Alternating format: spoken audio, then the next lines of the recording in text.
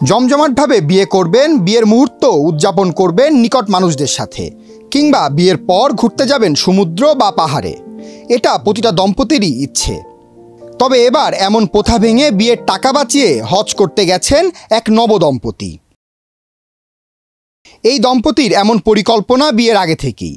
তারা উভয়েই ঠিক করেন একসঙ্গে হজ পালনের মাধ্যমে তাদের বৈবাহিক জীবনের যাত্রা শুরু করবেন।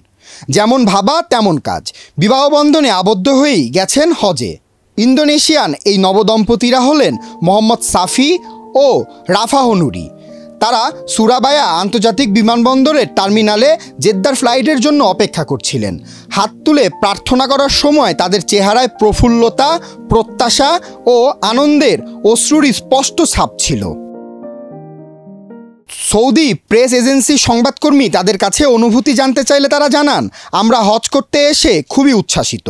আল্লাহর ঘর কাবা, মসজিদে নববী এবং অন্যান্য পবিত্র স্থান দেখার চিন্তায় আমরা বিভোর।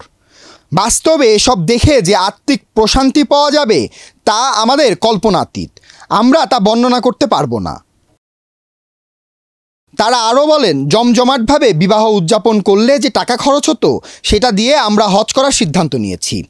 এটি নতুন জীবন শুরু করার এমন একটি মাধ্যম যার পুরো ভিত্তি ধার্মিকতার উপর। সুতরাং এখানে ধর্মীয় শক্তি ছাড়া আর কিছুই নেই। এখন এই নবদম্পতির ইচ্ছে পবিত্র স্থানে প্রার্থনা করা এবং পরস্পর পবিত্র স্মৃতি ভাগ করে নেওয়া। তারা মক্কা রুট ইনিশিয়েটিভের মাধ্যমে প্রদত্ত সুবিধার প্রশংসা করে বলেন, এ পদ্ধতিতে অল্প সময়ের মধ্যে সৌদি প্রবেশের ক্ষেত্রে তাদের সকল প্রয়োজনীয়তা পূরণ করেছে।